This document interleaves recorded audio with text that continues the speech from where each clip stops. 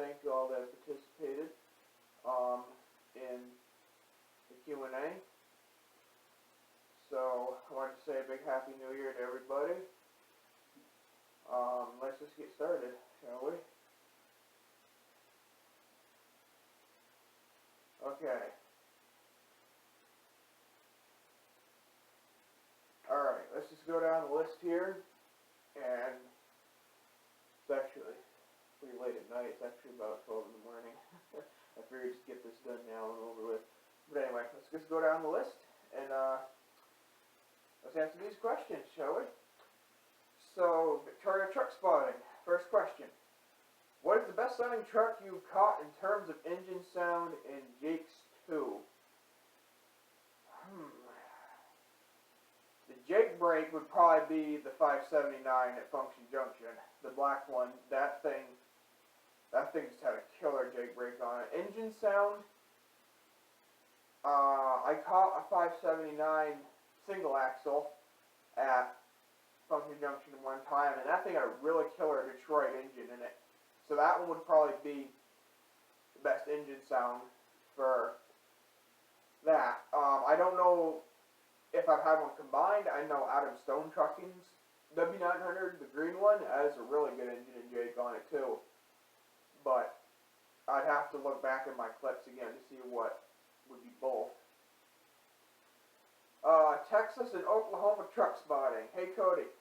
So one question. When did the K125, K123 and K125, when were they discontinued?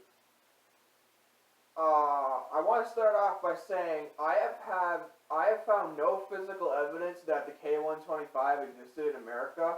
All I found is Australian versions. I know there was a 123 though, because I have found nameplates of those. And I believe the 123 was discontinued in 77. I want to say. I'm gonna have to double check my notes.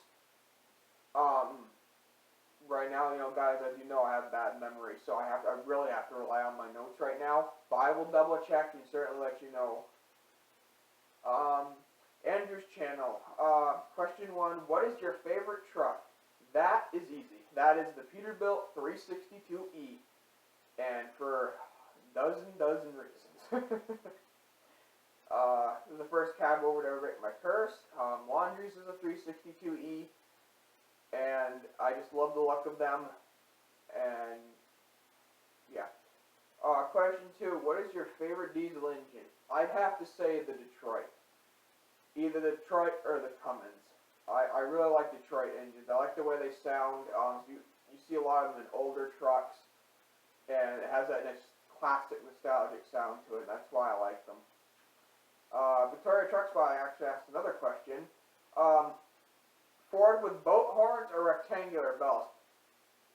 I like both, but if I had to pick one, I'd say the boat horns. I love boat horns, especially on the internationals. The old internationals, like Potter's dump truck. Oh, they're so loud and sound so awesome. The new stuff. Hey, I remember this guy. Oh my God, guys. Big shout out to this guy. If anybody remembers the Tesla semi video, the big fight that happened, this is the guy that started all that. And I was the guy who came in and defended him. So big shout out to this guy. So I don't know if you're a truck spotter or not, bro, but I've seen a couple of your comments on videos, and I love your comments. They're so what do you call it? Savage. They're just savage and straight to the point. I love this guy. Anyway, he asked 3 questions. In your personal opinion, do you think the cab over will ever return to the industry? To be honest, guys, I don't think so. Or if they do, they're not going to be the cab overs we know now. They're going to be electric, ugly junk things, and they're not going to be the same. However, on a positive note to that question, I have seen more cab overs this year than any other time in living memory. So, I don't know if they're making a comeback or not, but me personally, I can only hope, But down at the bottom of my heart, though, I have to be brutally honest, I don't think they ever will come back, at least not in, you know, the terms we know now. They'll probably just be electric versions that come back. And the second question is, are you a truck driver or planning on being one? I am not a truck driver.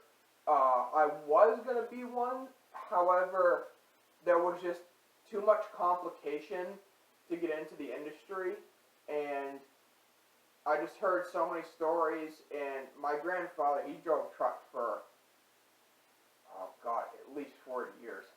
I can't remember the exact amount of years he's driven truck, but he recommended me not to get into the industry now. And the reason I backed out, guys, is because there's just too many laws and regulations. I'm very old school, so I hate doing anything on an electronic device, so I'd have to deal with ELDs and learn how to use those.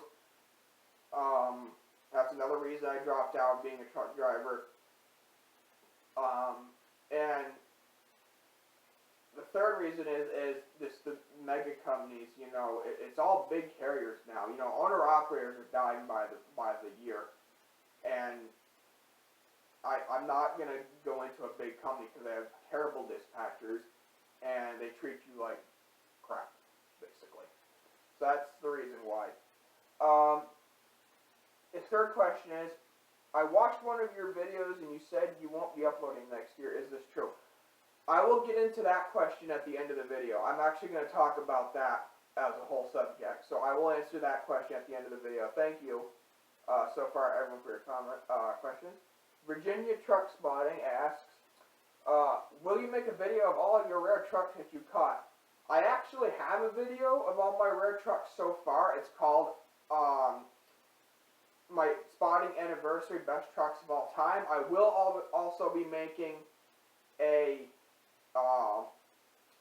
best of 2020, obviously. However, it is going to be a little late, guys, because I actually have 3 spotting vids left that haven't even been uploaded yet. So it's going to be really late. It's probably going to be at the very earliest late January, early February for this best of 2020. I know I kind of got far behind and I held back videos a little too much, so it's going to be a little late. Victoria Trucks by asked 2 more questions. How many different cab movers have you caught in your career? I have caught 53, including 58, including laundries and photos. I did not count the truck show ones because they are not considered catches. And I did not count Corey's 2 either because he owns them and he is family, so they don't technically count either.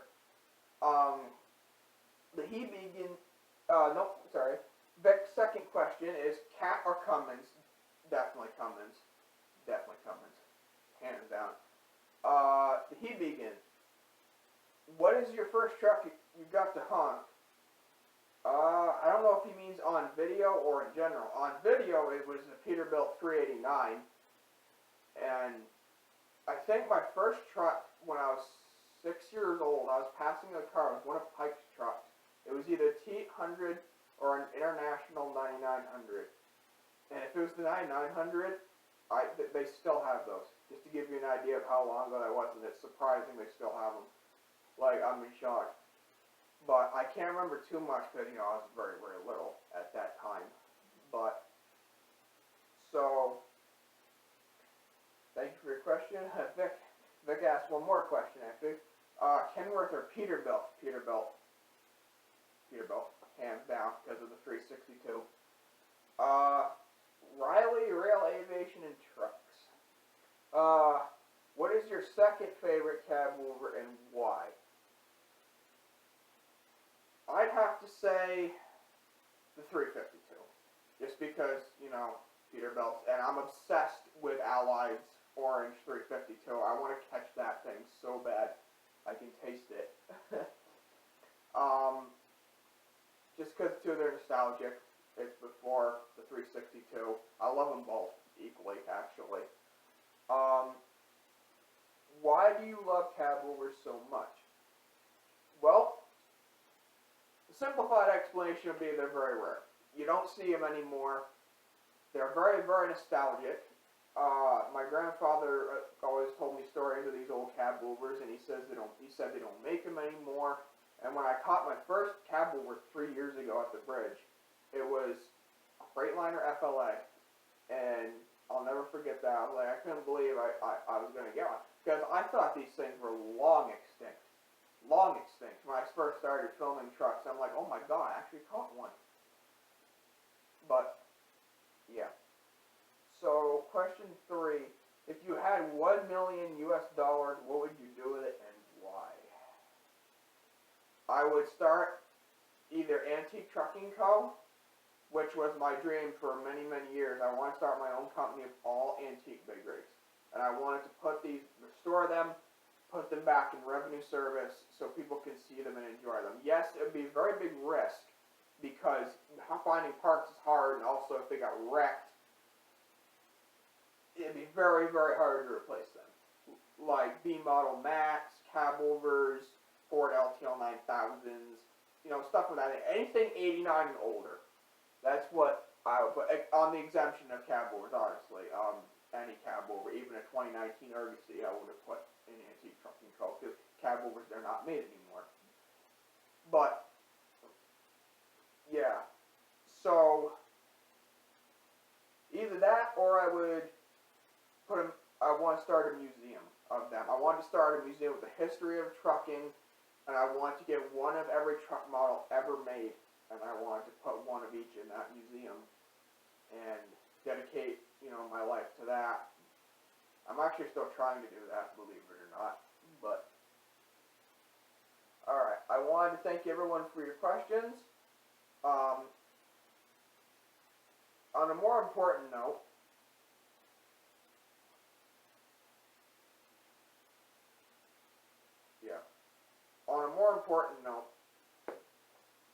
I want to discuss some stuff with you guys. So, as many of you know, I've been having a lot of complications with my health, but for those that you don't, let me explain. I've been having a lot of problems,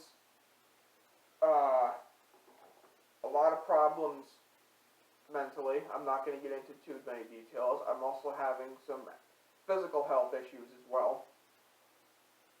But it's been a struggle.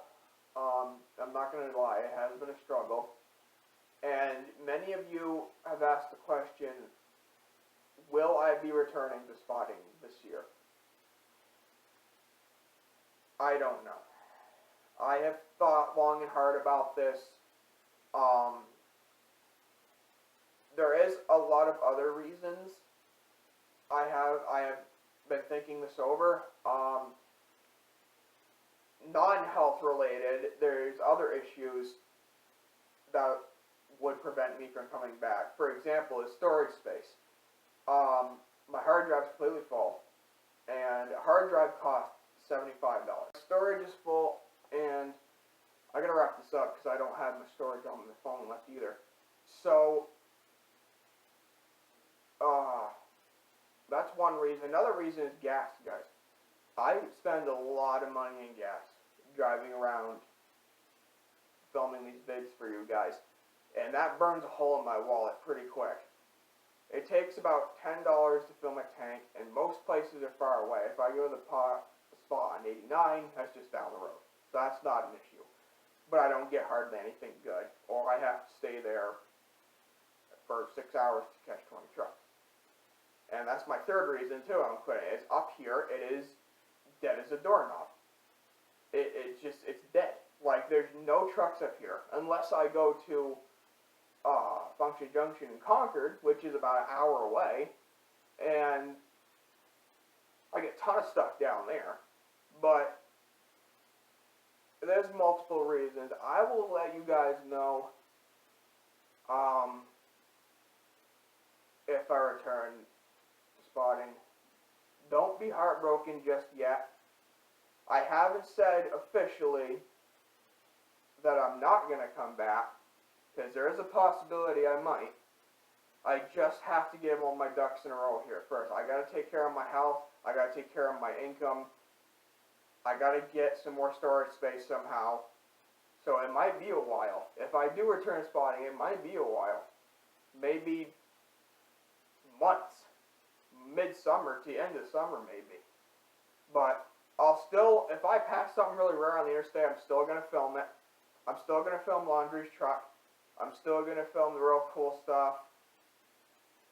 But, of course, if that EPA ban thing is true, obviously I'm not going to come back if that's true, because everything good is going to be gone. It's just going to be plastics and junks, and I'm not going to deal with that. Nobody wants to film or watch that. So, for the time being, guys, keep your chins up. Don't be too heartbroken just yet. And we'll have to play this by ear and see how things work out. But until then, I want to give a big thanks to all of you. If it weren't for you guys, I wouldn't be still making these videos. You guys mean the world to me. And I want to give special thanks to some specific people. I want to give federal thanks to Pennsylvania Truck Spotting, or that Target one. He told me to keep going with it. And Vincent Truck Spotting, big shout out to him. He wanted me to keep going too.